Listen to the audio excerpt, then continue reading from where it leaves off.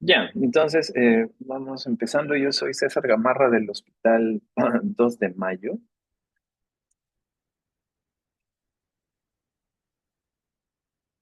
El tema es diátesis trombótica o podríamos decir trombosis venosa profunda o eventos trombóticos.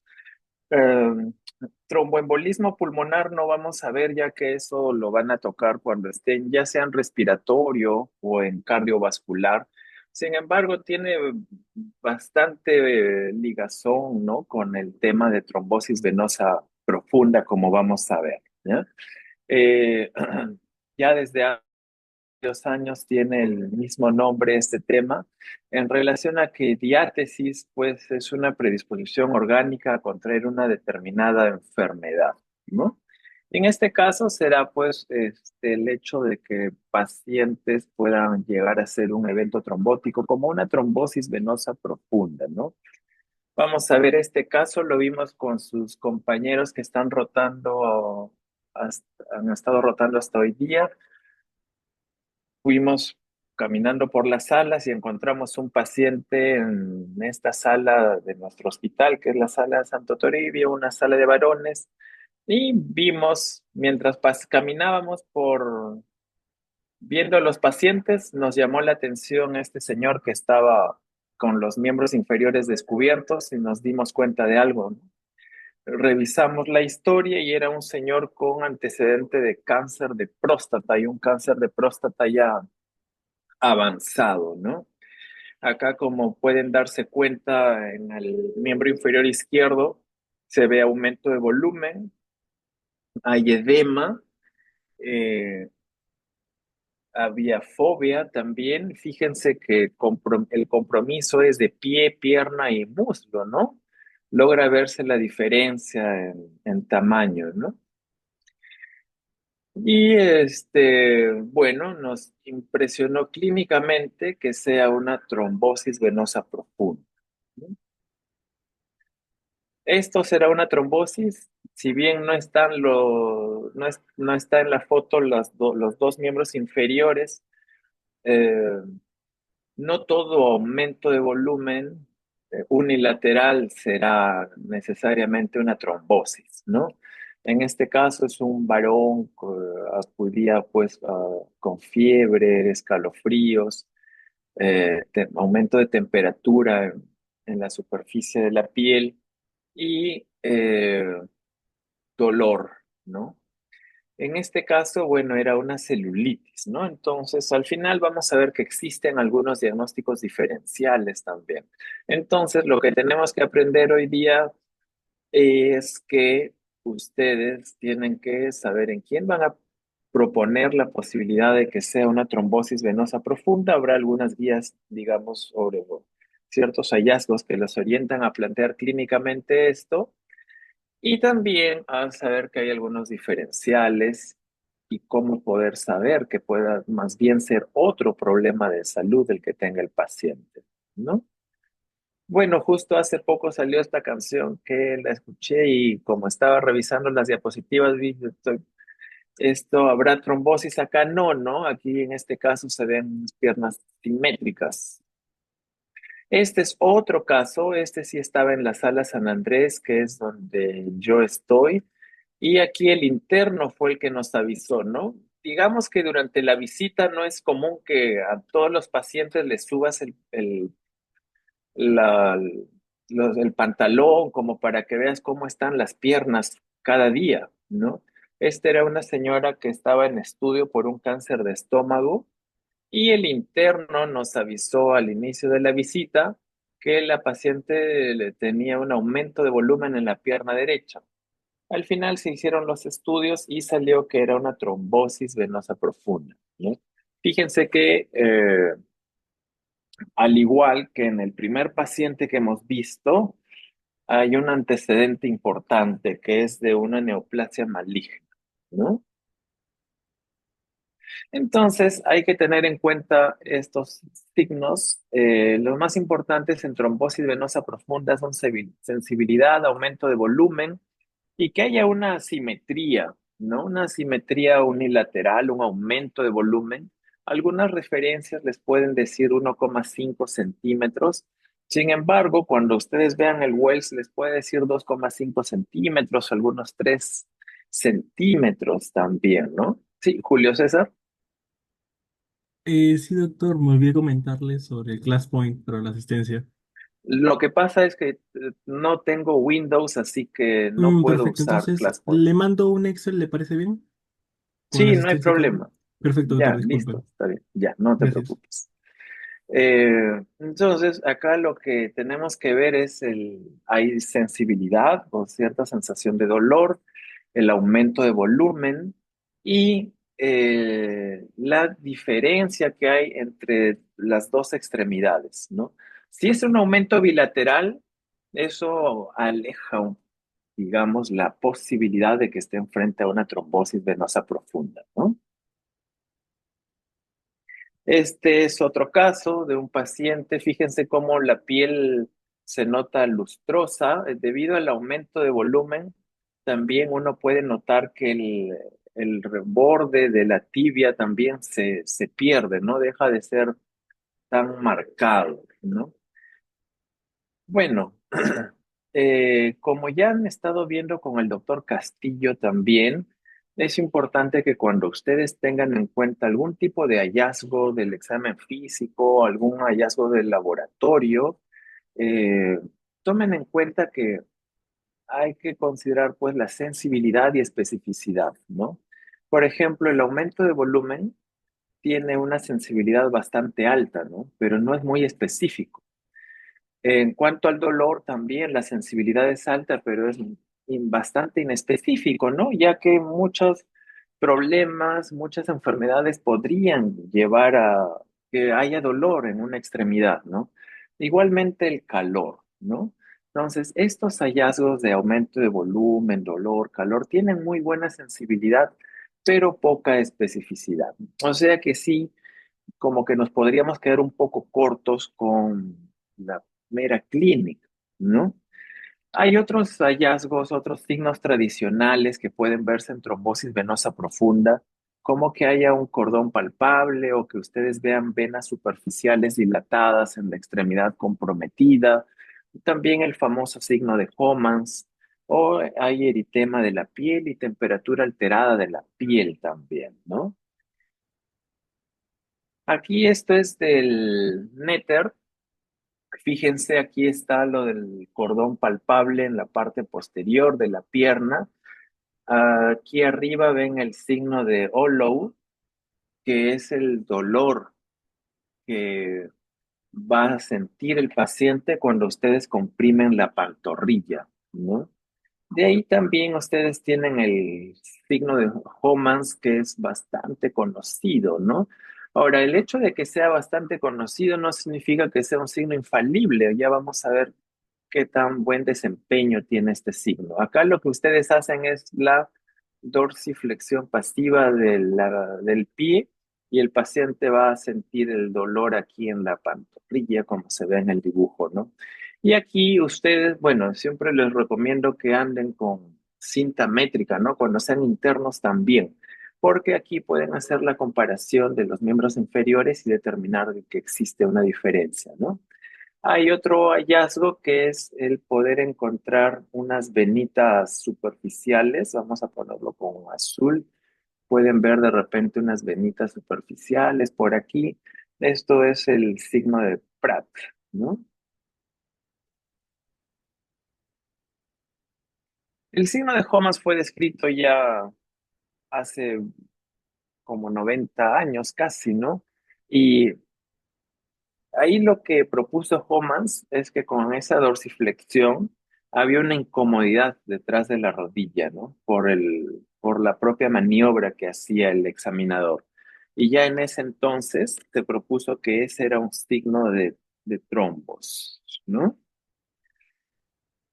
La trombosis venosa profunda más comúnmente se produce en miembros inferiores, ¿no?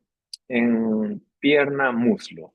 Puede haber también en miembro superior, pero es de largo menos común, ¿no? Lo que más se ve es en miembros inferiores. Y acá es importante que ustedes vean que la trombosis venosa profunda hay que dividirla en distal, que es por debajo de la poplitea, y proximal, ¿no? La importancia de esto es que cuando la trombosis es proximal, por ejemplo, un trombo aquí en la femoral, si se produce una trombosis aquí en la femoral, sería una trombosis venosa profunda proximal, y la relevancia de esto es que habría mayor riesgo de tromboembolismo pulmonar, ¿no? Y eso es algo grave, el TEP. El TEP es una cosa bastante grave, amenazante para la vida. Es una enfermedad que se presenta de manera súbita, dando disnea, taquipnea, taquicardia. Puede entrar el paciente en insuficiencia respiratoria, puede hacer un shock obstructivo. Ya han visto shock ustedes también. Entonces es algo grave. Entonces un TEP puede partir de una trombosis venosa profunda, especialmente de cuál, de la proximal. La distal, digamos que tiene menos riesgo. Entonces ustedes se acuerdan por qué está más cerca de los pulmones una proximal, ¿no? Así como hay trombosis venosa profunda, también habrá trombosis venosa superficial, ¿no? Pero digamos que la significancia clínica es un poco menor que cuando es profunda. Entonces, eso es lo que mencionábamos. Acuérdense que puede ser proximal o distal y el límite es la poplitea, ¿no? La vena poplitea. Y la relevancia de esto es por el riesgo de generar un tromboembolismo pulmonar. Fíjense, ha salido la sexta edición del McGee hace relativamente poco. Es un libro que también les recomiendan que tengan a la mano para que puedan revisar, ¿no? Este libro es bonito porque ustedes pueden ver qué tan significativo es los hallazgos que ustedes se esmeran en buscar en sus pacientes, ¿no? Para que vean cuál es la sensibilidad y la especificidad de cada uno de estos. Miren el HOMANS. Les decía que el HOMANS es algo ampliamente conocido, ¿no? Es un signo bastante famoso en medicina. Pero la sensibilidad, digamos que de acuerdo a algunas series, puede ser bastante pobre, ¿no? En el mejor de los casos, puede llegar hasta el 54% la sensibilidad. La especificidad podría tener un mejor performance, digamos, ¿no? Y otros hallazgos igualmente tienen una sensibilidad y especificidad. Miren el PRAT, que era la dilatación de venas superficiales, puede llegar a tener una muy buena especificidad, ¿no? Pero esto es de acuerdo a, a las, a los estudios que estén revisados, ¿no? Aquí tiene cada uno sus referencias. Y fíjense, esto es el likelihood ratio. Hacia la derecha se incrementa digamos, la probabilidad de que esté frente a un paciente con TBP. Ustedes evalúan a su paciente, de repente el primer señor que tenía cáncer de próstata, y van a evaluar la probabilidad de que tenga TBP. Entonces, ustedes ponen aquí los hallazgos. Imagínense que encuentran una simetría de las piernas de más de 2 centímetros de diferencia y encuentran también dilatación de venas superficiales, ¿no? Aquí, ¿cuál es el que les incrementa más la probabilidad de que estén realmente frente a una trombosis venosa profunda? Sería este incremento de volumen asimétrico, ¿no? El aumento de volumen en la pierna enferma. Pero supongamos que no hay esa, ustedes tienen a otro paciente, un caso 2 o un caso 2 y más bien no tiene esa simetría de volumen en miembros inferiores, ¿no? Ahí más bien eso les aleja del diagnóstico de trombosis venosa profunda porque lo que hace es reducir la probabilidad, ¿no? Si ustedes tienen este hallazgo de aquí y este hallazgo de aquí, digamos que el que les ayuda a acercarse más al diagnóstico de TBP sería este de acá, el hecho de que hay una simetría de los miembros inferiores, ¿no? En cuanto a la localización, como les decía, lo más común es de todas las trombosis, de todos los eventos trombóticos, un 60% o quizás más son trombosis venosa profunda, ¿no? Después hay otros eventos que podrían ser tromboembolismos pulmonares también, ¿no? Y de miembros superiores es menos común, de hecho, ¿no? Miren que de todas las trombosis venosas profundas, el 75%, la mayoría son proximales, que esas son las más peligrosas, ¿no? Algo que pues, mantiene vigencia es la tríada de Virchow, ¿no? Virchow vivió en el siglo XIX, inicios del siglo XX, ¿no? Y esta triada de hipercoagulabilidad, estasis y lesión endotelial es algo de lo que se sigue hablando hasta ahora, siendo el 2026. Cuando tú estás ante un paciente con una trombosis venosa profunda, tienes que poner un triángulo y decir, aquí el factor que ha conllevado a la trombosis venosa profunda será este de hipercoagulabilidad, será este de estasis o será este de lesión endotelial, ¿no? Al menos uno de estos debe estar presente. Pueden ser dos o tres incluso, pero al menos uno, ¿no? Debe estar presente. Si tu paciente tiene una trombosis, algo tiene que explicar que ha llevado a que desarrolle ese problema el paciente. No, las trombosis no llegan de la nada, no caen del cielo por gusto. Hay pacientes en los que ciertamente quizás haces tú el plan de trabajo y pasados los días no llegas a identificar el factor, de repente le tienes que continuar el estudio ambulatoriamente, tratando de buscar algo. Otra cosa es que se ha visto es, por ejemplo, hay pacientes que hacen un evento trombótico y después de cierto tiempo recién le diagnosticas el cáncer. También eso se está descrito, ¿no? Lo importante es entonces que como moraleja es paciente que ingresa al hospital por trombosis, debería estar identificada la causa. ¿Para qué? Para mantener controlada o idealmente tratar ese problema, ¿no? Y porque podría haber recurrencia si es que el factor de riesgo se mantiene presente. Hay algunos factores de riesgo que pueden ser transitorios y desaparecer. Por ejemplo, un viaje largo. El paciente hace un viaje de repente de 15 horas, ha estado sentado sin moverse, desarrolla la trombosis, ¿no? Terminó el viaje y se fue el factor de riesgo, pero de repente tu paciente tiene una enfermedad hematológica, una trombofilia. Ese factor de riesgo va a continuar, así que vas a tener que hacer a futuro alguna intervención para que no vuelva a tener la trombosis, ¿no? Esa es la idea de que siempre llegues a identificar la causa o el factor que ha conllevado la trombosis, ¿no? La trombosis venosa superficial, como les mencioné, es algo menos grave, ¿no? Aplicando la triada de Virchow, tiene aquí igual el triángulo, ¿no? Dentro de cada uno de los componentes de la triada hay varios problemas dentro, ¿no? Por ejemplo, ¿qué puede llevar a la hipercoagulabilidad? Una cirugía mayor, un cáncer, el embarazo, una trombofilia o el hecho de que el paciente esté infectado en sepsis, ¿no? Fíjense que estar en alta altitud puede favorecer eso o estar en un entorno demasiado frío.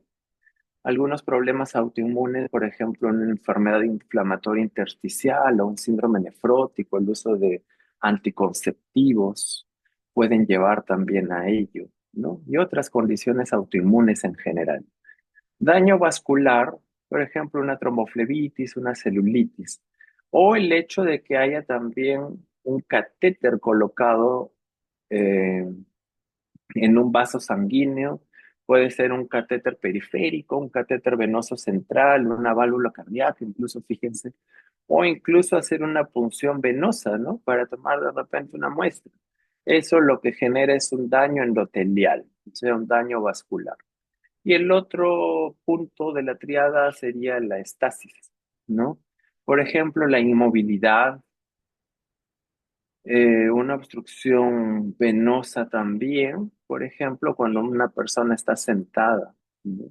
Un viaje largo en ómnibus, en avión, puede favorecer ello.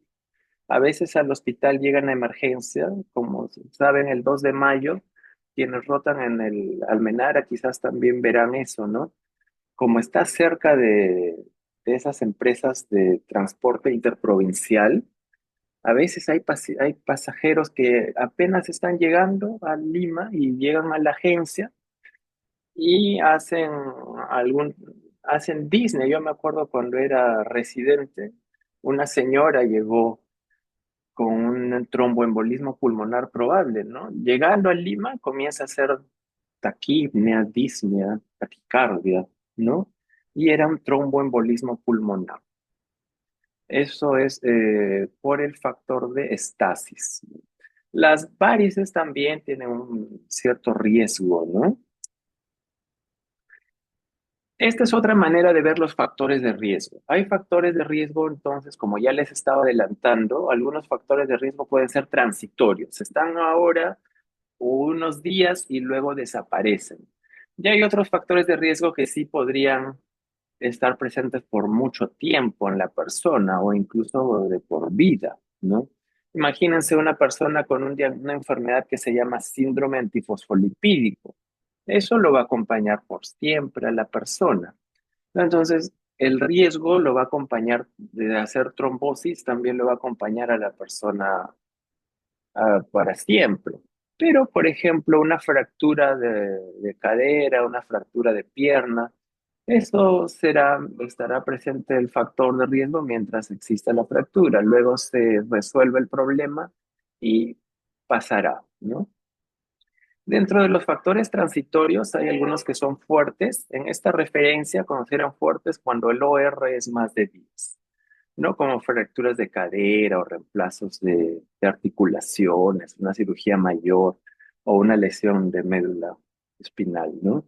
Hay otros factores moderados, como el cáncer, que es un importante, el tener vías, catéteres venosos centrales, el uso de anticonceptivos, un stroke que el paciente lo lleve a una paresia o plejía, ¿no? Miren el posparto también, o sea, una puérpera puede ser un evento trombótico también. Y hay otros más débiles que tienen un ratio mayor de uno y menor de 2.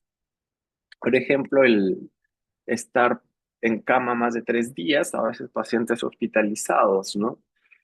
O la edad también, la obesidad, el embarazo, ¿no? Fíjense cómo acá es muy interesante ver cómo el posparto implica un riesgo un poco mayor que el embarazo o el anteparto, ¿no?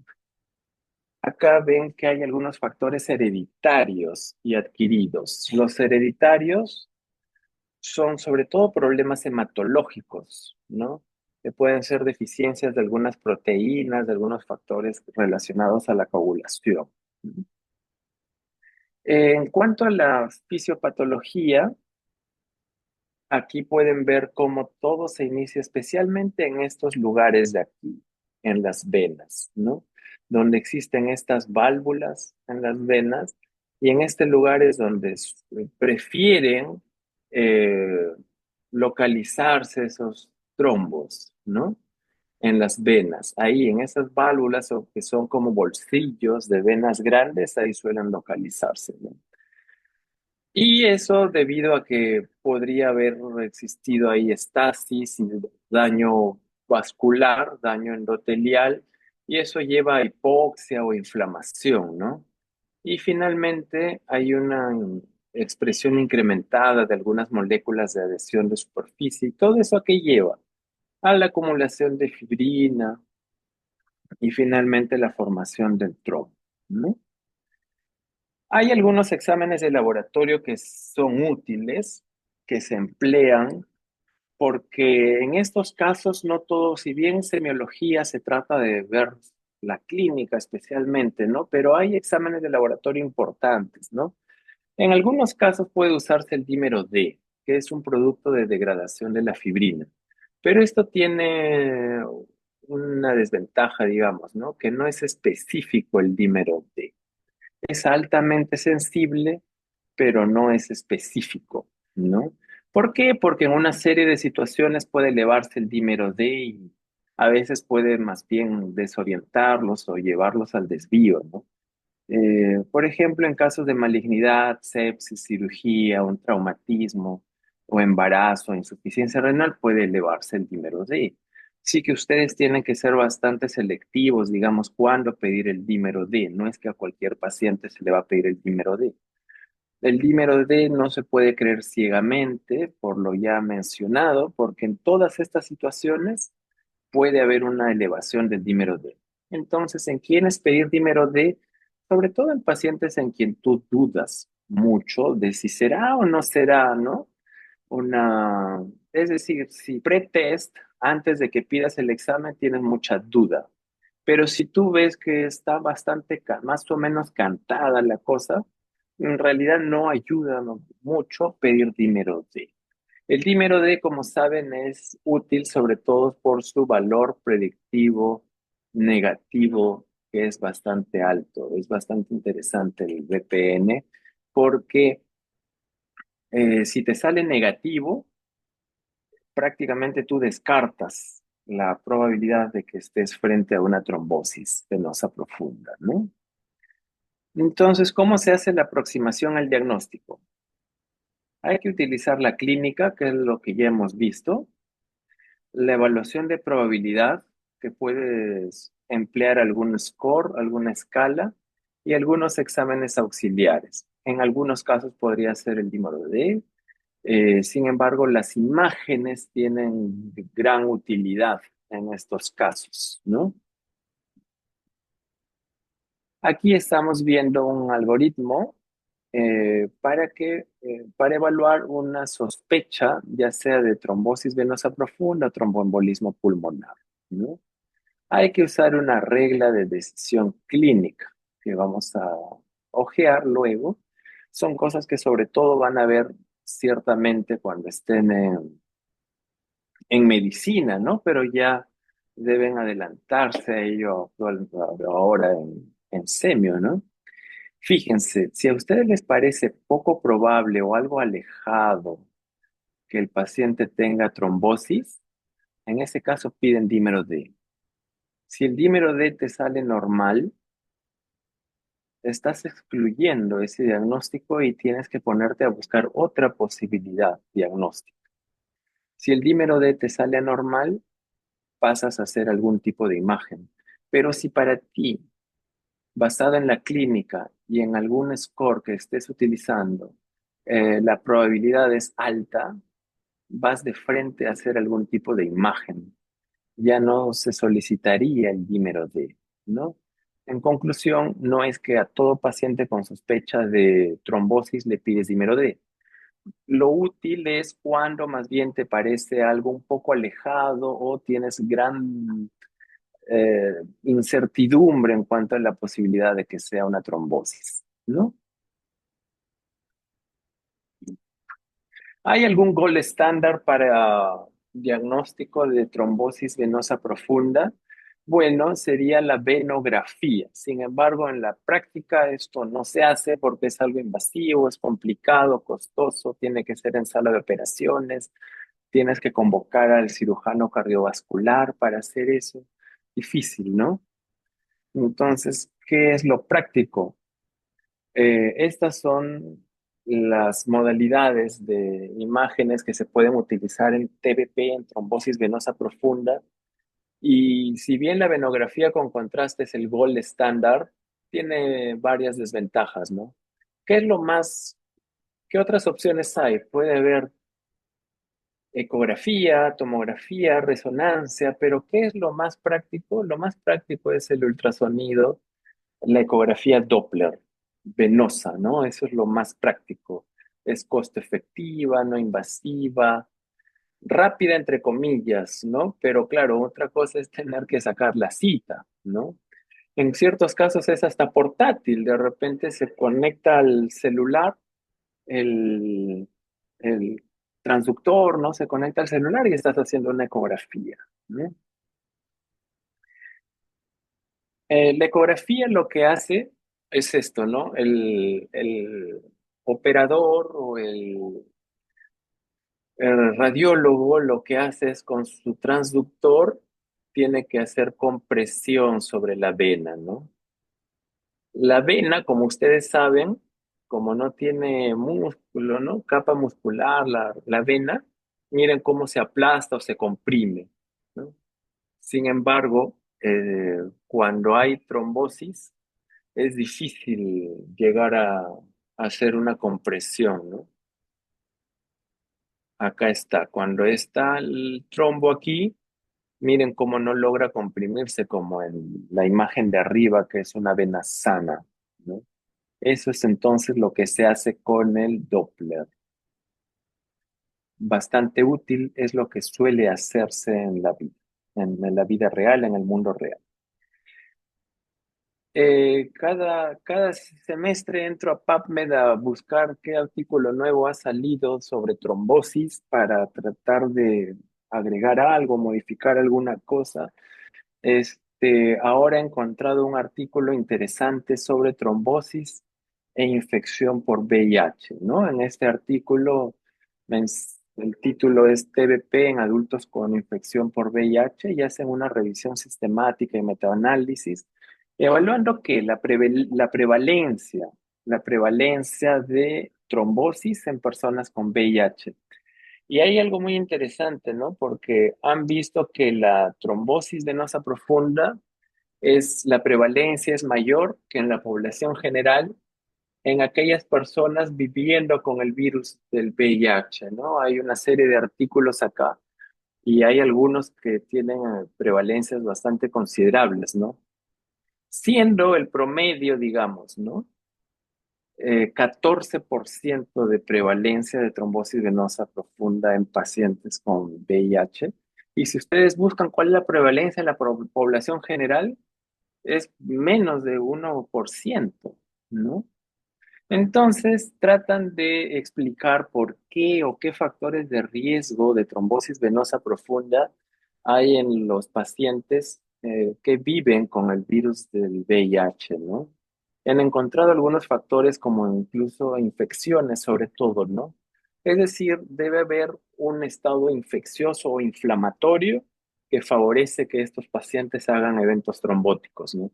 Por ejemplo, candidiasis oral, tuberculosis, también algunas anormalidades, algunos problemas como las hospitalizaciones, otras infecciones en general, o incluso algunos cánceres, la edad y otras comorbilidades que tienen los pacientes con infección por VIH, ¿no? Ese es un dato interesante que salió en en este artículo de fines del año pasado. Los scores son importantes y hay una serie de scores, ¿no? Para usar en pacientes que puedan tener trombosis, ¿no? Acuérdense de estos dos, sobre todo el score de Wells, que está validado para pacientes ambulatorios, o sea, te llega el paciente de la calle a la emergencia y ahí puedes utilizar, ¿no? ¿Por qué? Porque ha estado ambulatorio el paciente y de su casa ha venido con la trombosis, ¿no? Hay otro score, fíjense que este es para miembros inferiores sobre todo, ¿no? Porque para miembros superiores está este score que es de Constance. Es decir, te viene tu paciente con una sospecha de una trombosis en el miembro superior derecho, utilizarás el Constance más que el Wells, ¿no? Pero acuérdense del Wells. El Wells los va a acompañar al internado, a la residencia.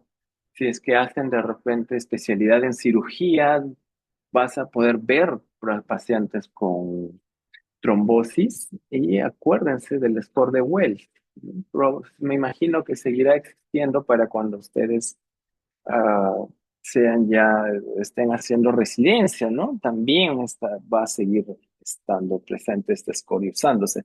El Wells, hay dos Wells. Hay un Wells para TBP y hay un Wells para TEP.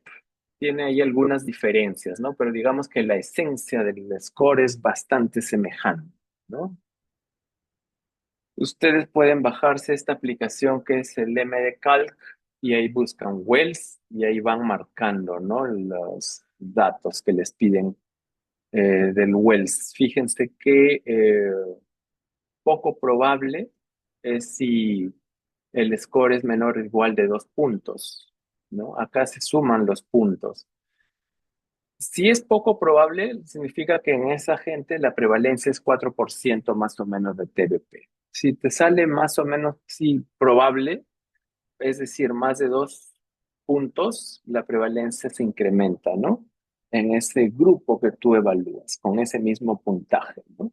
Entonces, sí es útil usar este tipo de scores, de escalas, sirven, ¿no? No es que solamente ves que ya hay aumento de volumen de un lado de la pierna y listo, ¿no? Puedes usar también el score de Wells.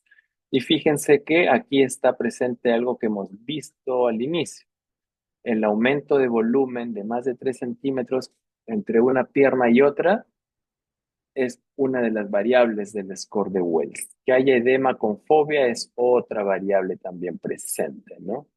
Que tú observes que la pierna está enteramente, completamente aumentada de volumen, también es otro punto más. El Pratt, ver venas colaterales, también te da un punto, ¿no? Que haya dolor a lo largo del sistema venoso, también te da un punto. Y el resto, digamos que son antecedentes, ¿no? Es decir, en este score de Wells encuentras anamnesis y examen físico. El Wells está también graficado aquí en este cuadro, ¿no? Mientras más alta es la probabilidad pretest con el score de Wells, te incrementa la chance de que estés realmente frente a una trombosis. Mientras que si el puntaje es bajo, o sea, hay una baja probabilidad pretest, te manda hacia la izquierda. O sea, te disminuye la chance de que estés frente a una trombosis, ¿no? Bueno, el hecho de estar sentado mucho tiempo, por eso las charlas son de 45 minutos nada más, ¿no? Eh, el hecho de pasar mucho tiempo sentado también se ha visto que incrementa el riesgo de hacer trombosis, ¿no? Y hay una serie de reporte de casos, ¿no? Incluso gente que son gamers y pasan mucho tiempo en la computadora pueden tener el riesgo de hacer trombosis venosa profunda. Los viajes, cada vez las líneas aéreas están viendo, estudiando viajes de largo radio, ¿no? Hay viajes, eh, ahí hizo un experimento, una línea aérea para cuántas, ¿no? Cuántas de Australia querían, y pronto ya lo van a hacer, vuelos larguísimos, como de 19 horas, un poco más. Imagínense ahí el riesgo de hacer trombosis, ¿no? Está presente, ¿no? Entonces sí es algo con lo que hay que tener cuidado también. Por eso es que siempre recomiendan que como en viajes largos hay que usar medias compresivas, hay que hacer de todas maneras tienen que ponerse de pie, hacer movimientos con las piernas, sí realmente es algo importante, ¿no? En el año 88 se describió primero como el síndrome de la clase turista, cuando describieron episodios trombóticos en pacientes que habían hecho viajes largos, ¿no? En avión. Evidentemente, mientras más distancia se vuela, mayor es el riesgo de hacer eventos trombóticos, ¿no? Diagnóstico diferencial. Bueno, entonces, no todo es tampoco trombosis venosa profunda. Habrá algunos pacientes que puedan tener otros diagnósticos, ¿no? Por ejemplo, insuficiencia venosa, una tromboflebitis superficial o un traumatismo muscular o un desgarro muscular, o de repente el simple hecho de que por estar paralizada la pierna aumenta de volumen, un quiste de Baker, una celulitis o un linfedema. Celulitis lo vimos en una de las primeras diapositivas, ¿no? Entonces, estos pueden ser diagnósticos diferenciales, ¿no? ¿Cómo, si tienes diferenciales, cómo los vas a poder distinguir? Por ejemplo, utilizando el score de Wells o utilizando imágenes como la ecografía Doppler, ¿no? Hay que tener en cuenta que una persona que hace una trombosis venosa profunda, tiempo después puede hacer un síndrome post-trombótico, ¿no? Un síndrome post-trombótico. Para evaluar un síndrome post-trombótico existe también una escala. Esta escala se llama de Villalta. Es decir, no hay un examen de laboratorio, un examen de imagen que te lleve a decir, ah, ya, esto es un síndrome post-trombótico. Es algo clínico, ¿no? Y se utiliza este score, ¿no? Y de acuerdo a la severidad de los síntomas también vas poniendo, ¿no? Por ejemplo, ¿qué síntomas pueden haber posterior a una trombosis? Puede haber dolor en la extremidad, calambre, sensación de pesadez, parestesia o prurito. Y dices, el dolor, le preguntas al paciente, a ver, el dolor es aquí, aquí, aquí o aquí en severidad, ¿no? Y vas marcando de repente algo así, ¿no? Vas marcando. Y de ahí al final vas a tener que sumar, ¿no? De 0 a 4 es que no hay síndrome post-trombótico, de 5 a 9 es que el síndrome post-trombótico es leve, y de 10 a 14 puntos es moderado, de 15 o más es un síndrome post-trombótico severo, ¿no? No todos los pacientes desarrollan una úlcera venosa en el síndrome post-trombótico. Esto puede estar presente o ausente, ¿no? Sin embargo, cuando hay una úlcera venosa en un paciente que previamente había tenido una trombosis venosa profunda, sí te hace pensar en que sea un síndrome postrombotico severo, ¿no? Pero esto no es obligatorio, hay que tener en cuenta eso, ¿no? En algunos podrían llegar a presentar una úlcera venosa.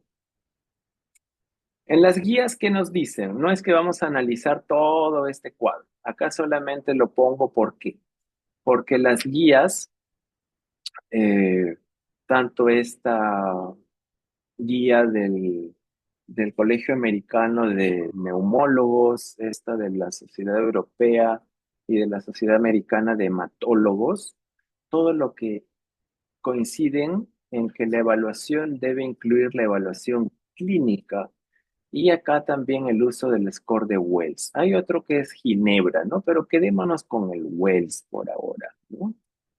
Y si fuera en miembro superior, el score de Constance. Eso es. Luego de eso, luego de evaluar a tu paciente clínicamente, comienzas a hacer ya otros estudios, probablemente, seguramente, ¿no? Finalmente, habrá alguna forma severa de trombosis venosa profunda. Esto fue reportado por acá en Lima. Y hay pacientes raramente, ¿no? Pueden llegar a hacer esto que se llama flegmasia cerúlea dolens, ¿no? Que puede llegar incluso a necrosis, a requerir manejo quirúrgico en los pacientes, ¿no? Así que lo importante será que vean bien, evalúen bien a sus posibles pacientes con una trombosis venosa profunda para que luego ya instauren el tratamiento adecuado por el tiempo más adecuado también, ¿no? Que son cosas que ya revisarán cuando estén en medicina, ¿no? Eso es todo en cuanto a la charla. Si tienen alguna pregunta, si no, ahí terminaré.